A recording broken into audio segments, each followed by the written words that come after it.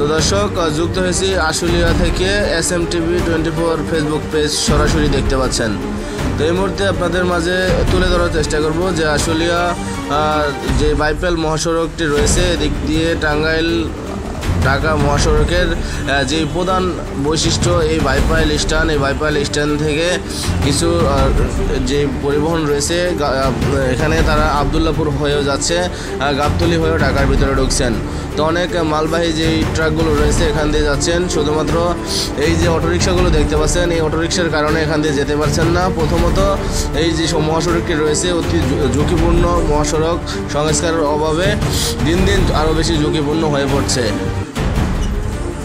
তবে এই যে প্রশাসন এখানে তৎপর রয়েছেন দেখতে পাচ্ছি, তাদের কথা কোনো অটো ড্রাইভার শুনছেন না বলে আমাদের কাছে তারা অভিযোগ করেছেন। প্রতিনিয়ত এই বাইপাইল স্ট্যান্ডে যে পরিমাণ অটোরিকশা থাকে এর চাইতে এই বিকেলবেলা আরও ডাবল হয়ে যায়, যার কারণে পুলিশের যে আওতার বাহিরে চলে যায় বলে যেটি আমাদেরকে তারা জানিয়েছে যে তাদের কথা তারা শুনছেন না। যদি তারা কোনো কিছু তাদেরকে বলে অ্যাকশন যদি তারা নিতে যাচ্ছে কিন্তু নিতে পারছেন না, তাদের সাথে অটোরিকশা ড্রাইভার সব একজোট হয়ে উল্টো রাফ ব্যবহার করে, যেটি আমাদেরকে তারা জানিয়েছে। তো দর্শক দেখানোর চেষ্টা করব যে এই যে যানজট, এই যানজটের সময় যদি কোনো পরিবহনে আবদুল্লাপুর যে মহাসড়কটি রয়েছে বাইপাইল থেকে আবদুল্লাপুর মহাসড়কে এভাবে যানজট প্রতিনিয়ত লেগেই থাকছে।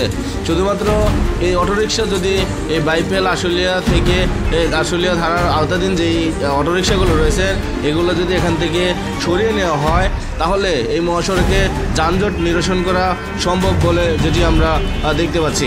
তো দর্শক দেখতে থাকুন, দেখছেন SMTV24 থেকে, আমি শরীফ মিয়া রয়েছি আপনাদের সাথে।